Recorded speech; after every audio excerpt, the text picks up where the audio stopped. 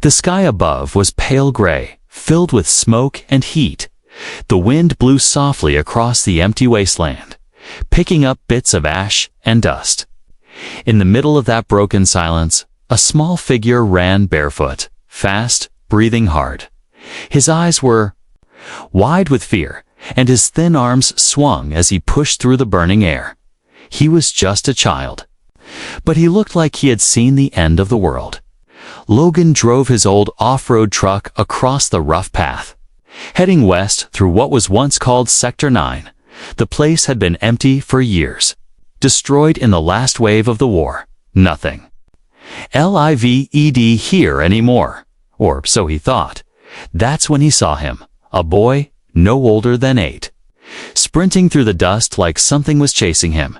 His skin was a soft silver blue, glowing faintly under the cloudy light. His face was marked with fine lines like tribal paint, but faded. His large eyes glowed faintly purple. Not human, definitely alien.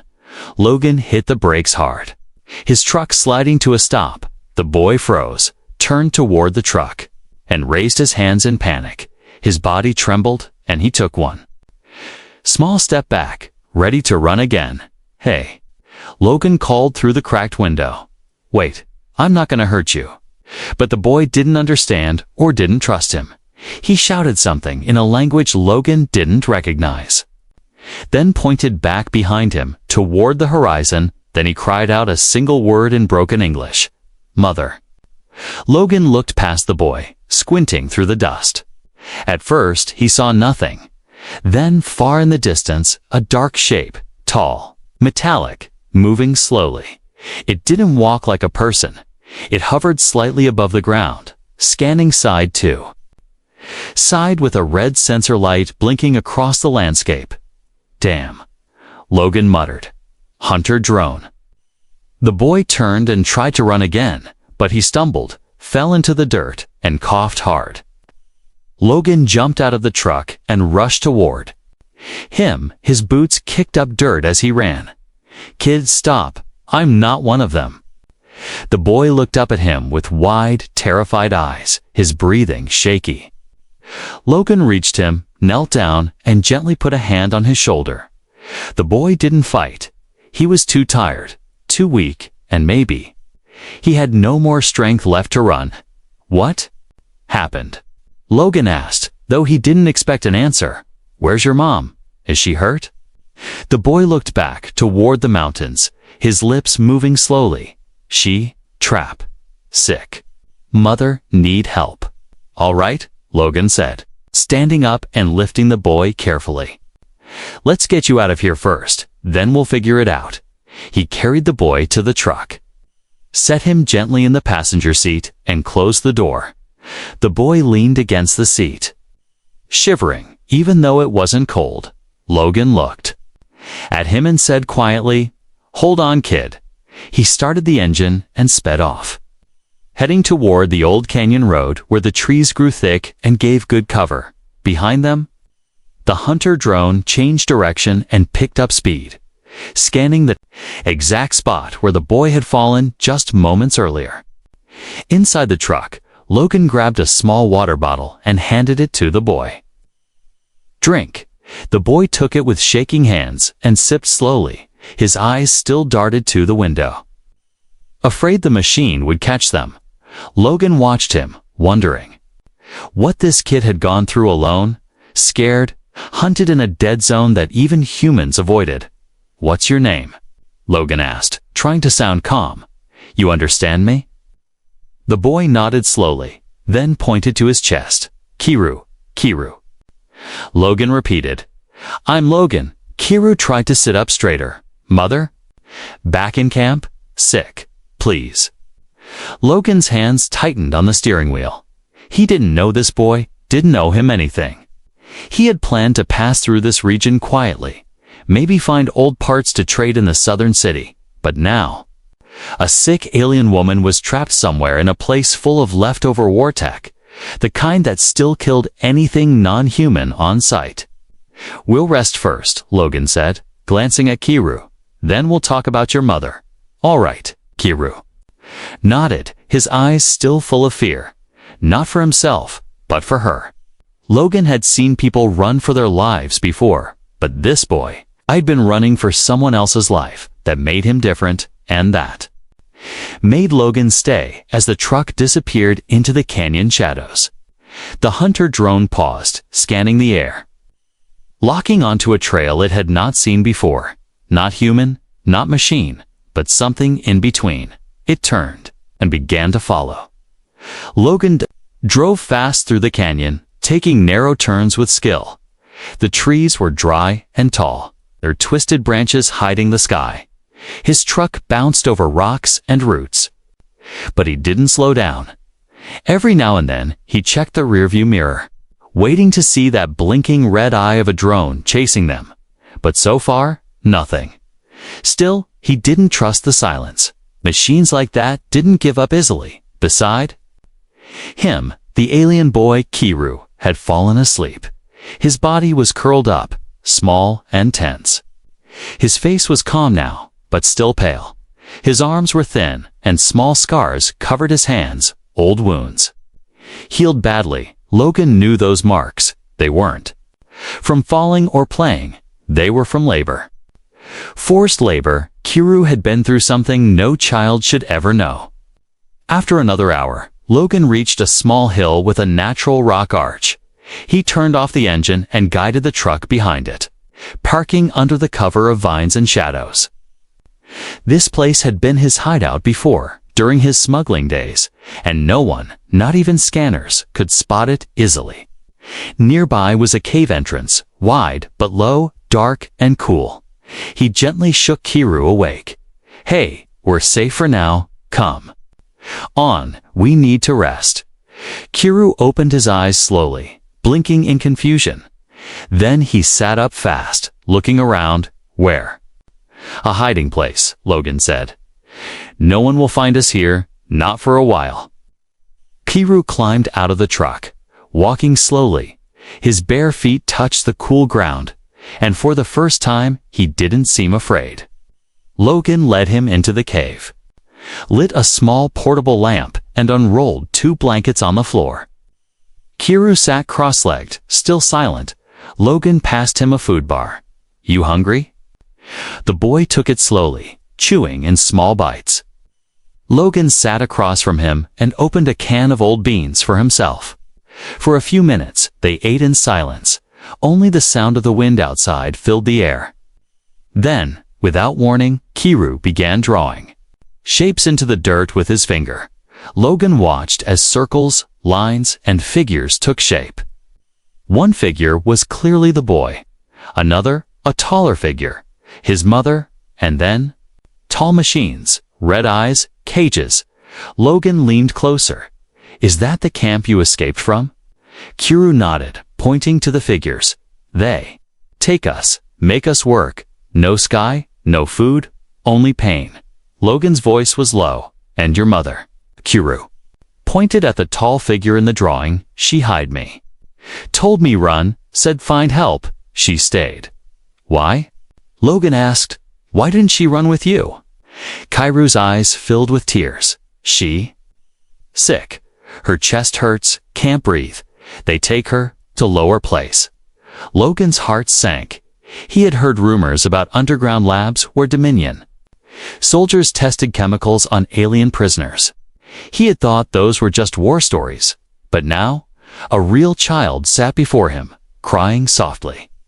Drawing those same stories into the ground with his shaking finger, he handed Kiru another blanket. "She's still there." Kiru nodded. "She alive, but not long. Please, we go back." Logan didn't answer right away. His brain said no. Too risky, too dangerous. He wasn't a hero, not anymore, but his gut. His gut couldn't forget how this boy looked when he cried out, "Mother in the dust."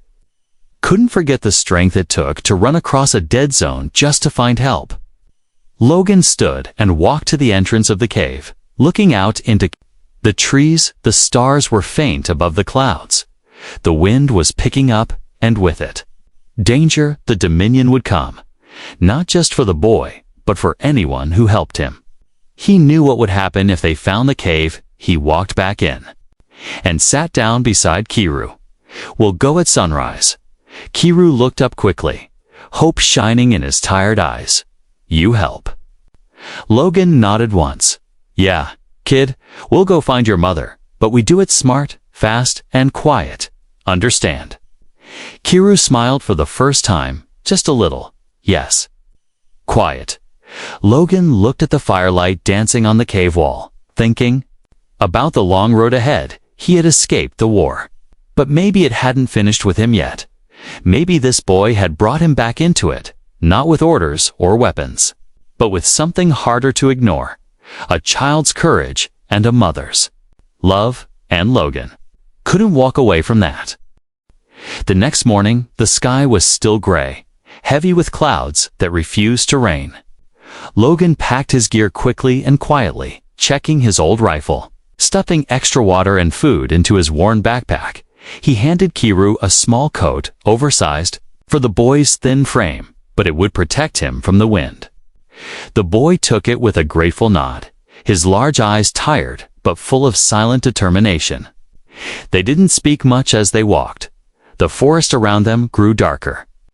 The trees twisted and blackened from old burns every now and then. The wind carried strange sounds, distant echoes of broken machines or long-dead voices. This was the edge of the dead zone. A place left behind after the war, poisoned and abandoned but still dangerous. Logan stopped at a ridge and pointed below. "That's the fence." Down the hill stood a long barrier of black metal, stretching across the landscape like a scar. Faint blue light pulsed along its surface, a sign it was still active, still deadly. Logan crouched and pulled out a map, the old kind made of plastic paper. "There's a gap up north. Old maintenance gate, it might still be weak. You? Remember anything like that, kid?" Kiru nodded slowly. "Yes, near rocks. Place where workers dump broken things." "Good," Logan said. "That's where we're going. But we move slow, real slow." They descended the hill and kept low, moving between broken trees and cracked ground. The closer they got to the fence, the more dangerous it felt. Machines lay half buried in the dirt, warbots from years ago. Vines wrapped around them like nature was trying to bury the past. Some still sparked, others twitched slightly as if dreaming of a war long over. Logan reached the gate first. A dented metal panel half hanging from rusted hinges.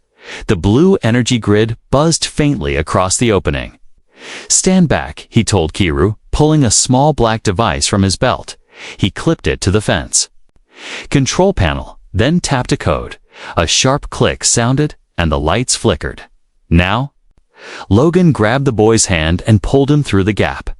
Just before the field blinked back on, they made it inside the dead zone. Kiru looked around with a pale face. "This is where they keep us." Logan saw it now, through the haze, a ruined labor camp, tall fences, broken towers, and rows of collapsed shelters. Everything was silent, like a graveyard. But the boy's hand pointed toward one of the buildings still standing. "That one. Sick ones go there." They moved quickly across the field, staying behind rubble and burnt vehicles. Logan crouched behind a broken wall and looked through his scope. "No guards," he whispered, "too quiet." They entered the building. Slowly, Kiru, moving ahead without fear now, like he was being pulled by memory, he opened a metal door and stepped inside. Logan followed and stopped. The room was empty, except for faint burn marks on the floor and on the wall, scratched. Deeply with a piece of metal were the words, "Still alive." In lower facility, Kiru read it and his lip trembled. "Mother wrote this," he said softly. I know her words." Logan placed a hand on the boy's shoulder. "Then she's still fighting. We're not stopping here." They turned back toward the hallway, only to hear a loud metal thud in the distance. A red light blinked near the ceiling. A surveillance unit had spotted them. Logan pulled the boy close and whispered, "Run, fast and quiet." They raced through the building, ducking under pipes and broken beams. Logan fired once at a camera, sparks flying. A siren wailed, old and slow, but still loud enough to alert anything nearby. Outside, he could hear the distant rumble of machines waking up. "We need a way underground," Logan said. Scanning the map burned into his memory. If this place still works. The lift systems got to be close. Kiru grabbed his hand and pulled him left. Toward a narrow hallway, they reached a wall with an old hatch door covered in black moss. Kiru hit a hidden panel, and with a rusty groan, the hatch creaked open. "You remember this?" Logan asked in surprise. "Yes," Kiru said quickly. "Workers not allowed here, but I watched. I saw them take her down." They climbed inside and shut the door behind them. Darkness wrapping around them like a blanket. Logan switched on a flashlight, its narrow beam cutting through dust and cobwebs. Kiru walked ahead without fear now, as if his small heart knew exactly where it needed to go. They were close, and danger was even closer. But neither of them would turn back now, because somewhere beneath the ground, Mother was waiting. The tunnel was dark, silent, and cold. Logan moved carefully, one hand holding a small flashlight, the other gripping his rifle. Kiru stayed close. Behind him, his eyes wide, not with fear anymore, but with hope. The air inside smelled of old metal and something sharp. Like rust and chemicals, it was a place not meant for children or kindness. But this boy walked forward with quiet bravery, step by step, to reach the mother he believed was still alive. They walked down a metal corridor, pipes hissing softly in the walls, every footstep echoing like a drumbeat. The place looked like it hadn't been touched in years, but Logan didn't trust it. He knew how military labs were built, especially the secret ones. They never truly shut down. They simply waited. A few turns later, they found a security door half opened, bent and covered in dirt. Logan crouched and looked inside first, then waved Kiru forward. "We keep moving, you sure this is the way?" Kiru pointed to a glowing symbol on the wall, a strange spiral. This sign was on her clothes. They took her this way. They passed a room filled with broken beds and medical tools. Many rusted, some stained. Logan's gut twisted. He had seen this during the war, places where prisoners were tested, healed just enough to keep working, but never cured. Machines were built to gather data, not save lives. Suddenly, a sound, soft, metallic, distant. Logan raised his hand and stopped. "Kiru, stay still." There it was again, a mechanical clicking, something moving across the metal floor slowly. Logan turned off the flashlight and crouched, pulling Kiru behind a large support pipe. A moment later, a small security droid floated by the hallway, scanning with a red laser beam. It didn't see them and kept moving past. Logan exhaled slowly. "We're not alone down here." Kiru nodded. "They patrol, even now. Even if no one's left, machines don't stop." Logan waited a few minutes. Then they moved again, this time slower. They reached a locked door with a screen glowing dimly. Logan stepped forward and wiped off the dust. It asked for a passcode, but he didn't have one. He pulled out an old device from his belt, a war relic used for hacking ancient Alliance tech. It buzzed softly and tried to override the system. "Come on," Logan muttered. "Don't lock me out now." After a tense minute, the light turned green and the door hissed open. Inside was a small room with a single bed and medical equipment, and someone lying on the bed, barely breathing, skin pale with a soft silver glow. Kiru rushed forward, crying out, "Mother!" The woman opened her eyes slightly, weak and slow. Her lips moved, but no sound came out. Kiru took her hand gently and leaned close. Speaking in their native tongue, Logan stepped back and gave them space. Watching carefully, he could tell she was sick, but not dead, not yet. After a few moments, Logan stepped forward. "Can she walk?" Kiru shook his head. "No." Too weak. We have to carry her then, Logan said, pulling off his pack and digging out a stim injection. This will give her a little strength enough to move. He injected it into her arm, and within seconds, her body stirred slightly. She coughed and opened her eyes more fully. Then she looked at Logan, not with fear, but with understanding. She nodded once, barely, then closed her eyes again, resting. Logan lifted her carefully, surprised at how light she was. Her bones felt fragile. Like glass, Kiru followed, holding her hand as they left the room and re-entered the hallway. But they didn't make it far before a loud siren echoed through the tunnels. Unauthorized presence detected, a robotic voice said through speakers. Initiating lockdown protocol. Damn it, Logan muttered. That door alert triggered the system. They're coming. Red lights flashed across the ceiling, and doors began to close automatically. Logan ran, holding the woman across his shoulder. Kiru ran beside him, tears streaming down his face as he looked at his mother. Don't sleep, Mama. We're free now. They reached the lift shaft just before the doors shut completely. Logan jammed a metal rod into the frame to stop it and forced the emergency panel open. Up we go, he said, placing the woman gently. Into the lift cage, Kiru climbed in after her. Logan followed and slammed the button. The lift shook, then began rising slowly, groaning under its age and damage. Hold on, he told them, we're not safe yet. Up above, the world waited. But so did the machines, and now? They knew exactly who had broken in and what they had taken out. The lift rattled and groaned as it climbed toward the surface. Its old gears struggled under the weight of three bodies, Logan, Kiru, and the alien mother, barely holding on to life. Red lights flashed inside the shaft, and the alarm still echoed through the lower tunnels, far below but growing louder.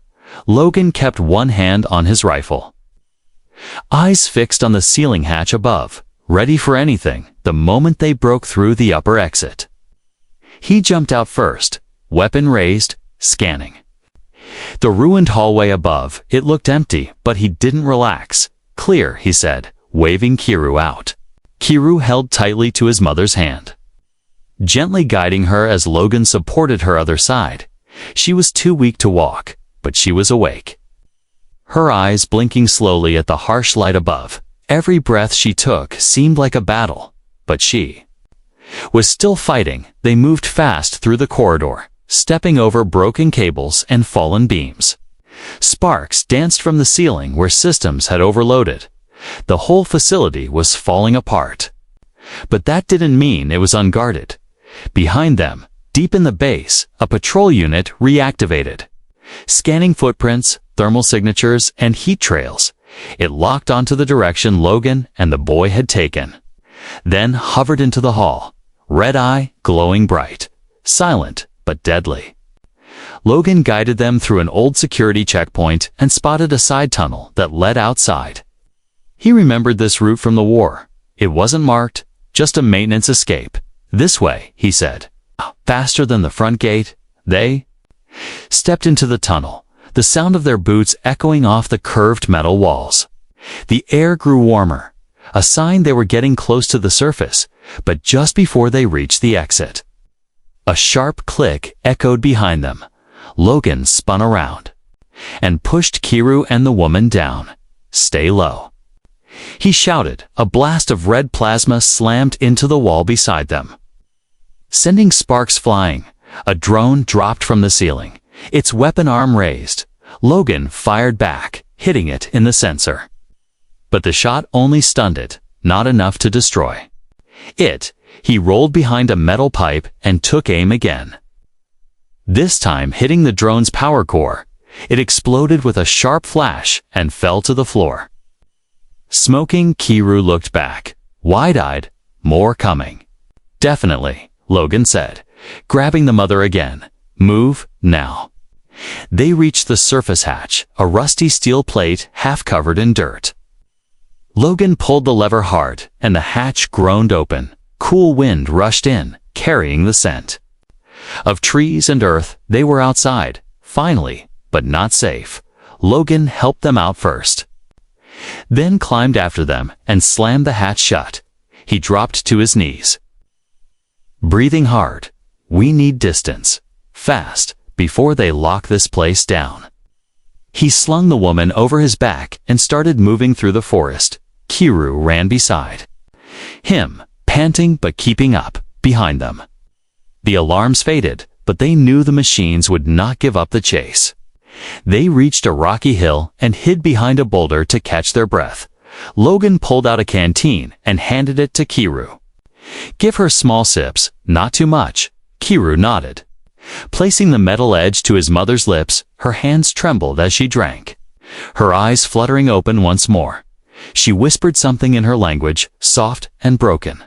But Logan understood the meaning without needing translation. "Thank you.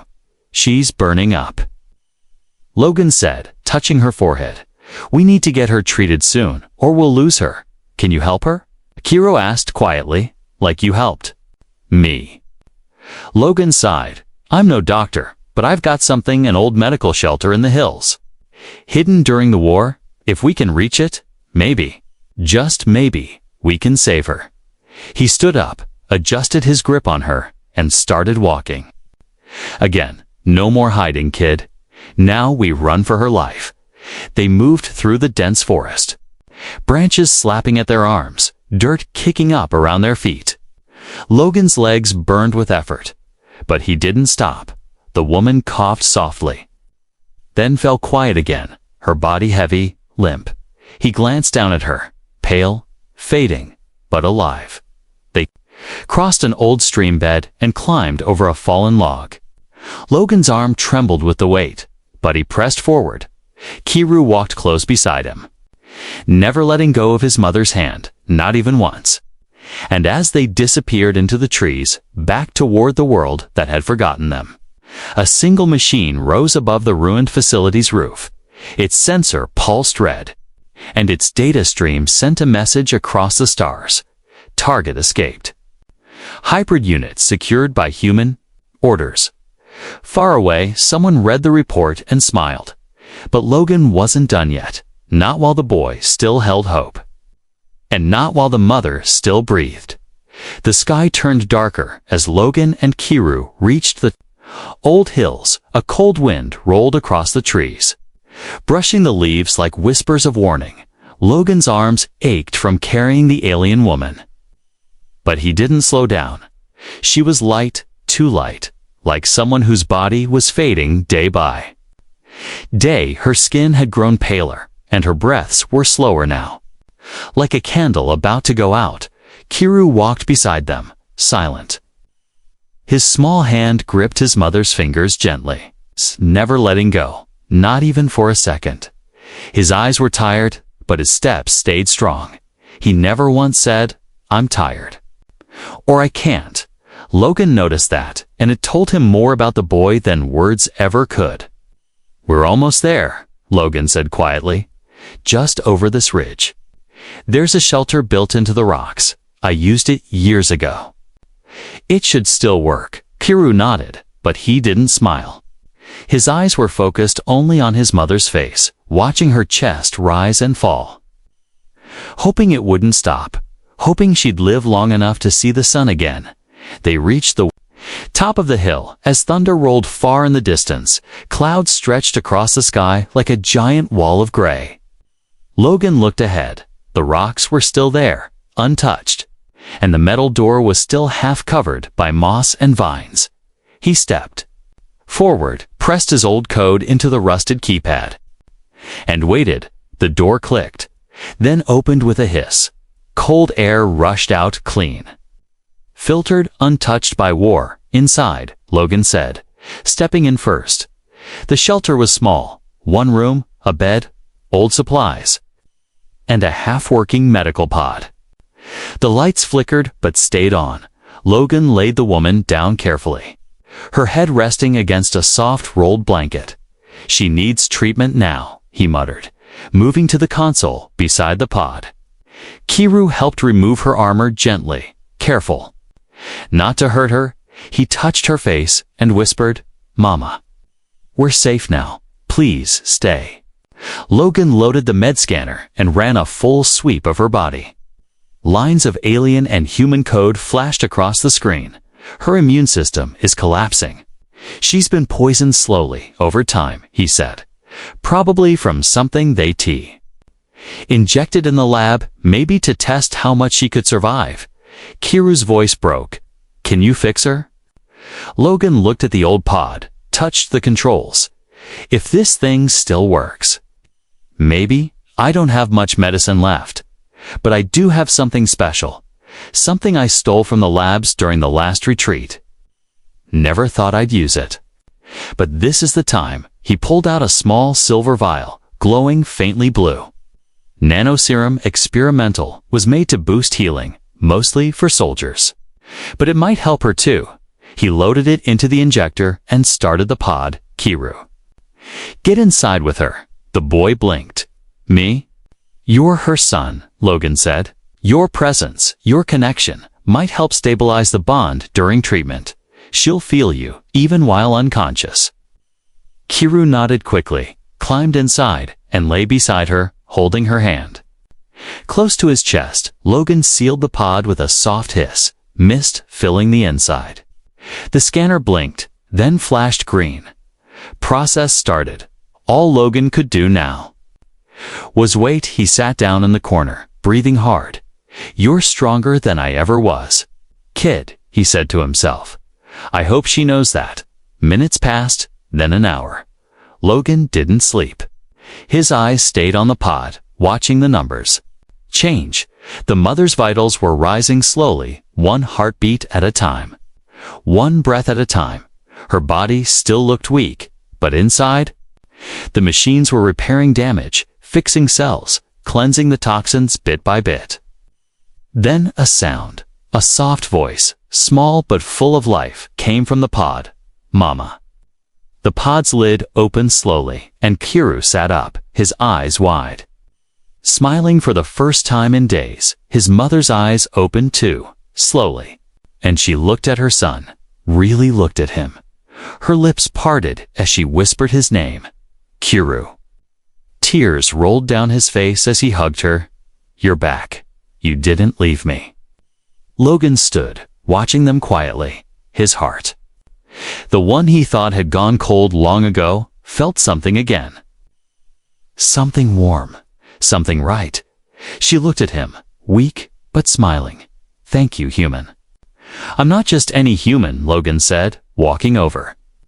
"I'm the man your son trusted with your life, and I don't break promises."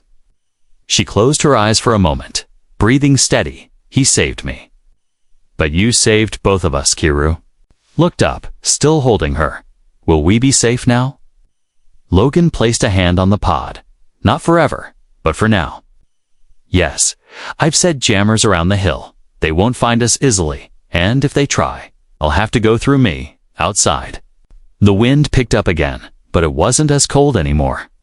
Not now that hope had returned. The wind blew gently across the hills, carrying the smell of rain and pine trees. The storm had passed, and the sky above was no longer gray, only soft with broken clouds. The shelter built into the rocks was quiet now. But inside, something had changed, something important. Kiru sat beside the bed. Holding his mother's hand, she was no longer pale, no longer shaking. Her skin glowed softly, like the moonlight. And her breath was steady, slow, and peaceful. Her eyes were closed now, but not from sickness, from rest, real rest, the kind a person only has when they feel safe. Logan sat in the far corner, watching them. Cleaning his rifle, his arm was bandaged from the last fight. And his face looked tired, but his eyes were calm. He didn't speak, didn't move much. He didn't want to break the silence, because it was the kind of silence that felt like peace. A few hours passed, and the woman finally opened her eyes. Again, she looked toward her son, who had fallen asleep with his head resting on her arm. Then she looked at Logan, and for a long moment, nothing needed to be said, but she spoke anyway, in a soft voice. "You brought us back from death. Logan shook his head slowly. He did that, not me. She gave a gentle smile. You didn't run. When you could have, I've run. Enough, Logan replied. Time I stood for something again. She looked around the small room, the walls made of metal and stone. The old tech blinking quietly. How long can we stay here? As long as you need, Logan said. I've set signal jammers, laid traps around the perimeter, if they come. I'll know, and we'll be ready. She closed her eyes again. I don't want him to grow up running. He won't. Logan said, not anymore, the next day. Kiru woke up with a smile for the first time since Logan had found him. He ate a full meal and even laughed when Logan handed him a new pair of boots. Small, sturdy, and just his size. The boy slipped them on and looked proud. Now I can walk like you, he said. Logan chuckled. Maybe one day you'll walk farther than me. They spent the next few days fixing the shelter, gathering food, and checking the systems. Logan taught Kiru how to read basic human language, how to handle small tools, how to recognize danger signs in the forest. The boy listened carefully, learning fast, curious about everything. His mother, now strong enough to walk again, watched them from the doorway, a soft smile on her face. Logan caught her watching once and asked, "What? You care for him?" She said simply, "I guess I do." Logan replied, "Didn't plan to, but he grew on me."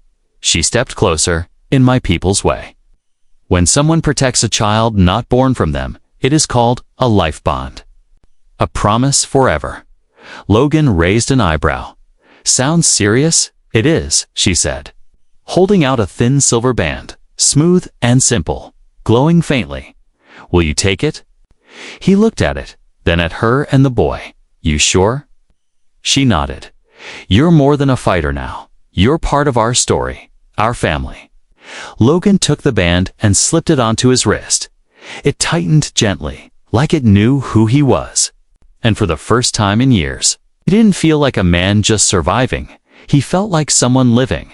That night, as the stars returned to the sky, Kiru sat near the fire and asked, "Are we safe now?" Logan looked at him and nodded. "Yes, for now, and as long as I'm breathing, I'll keep it that way." Kiru smiled and leaned against his mother. "Then, I'm not afraid anymore." Logan watched the flames dance, their light warm and golden. He knew the Dominion might come one day. They might send more drones, more hunters, more machines built to take back what they lost. But they would find something waiting that they didn't expect. A family and one human who would never let them go without a fight. Because sometimes the strongest bonds aren't made by blood, but by choice, and Logan had already made his. The promise was kept. The child was safe. And the man who once walked alone now walked with two by his side. Asterisk.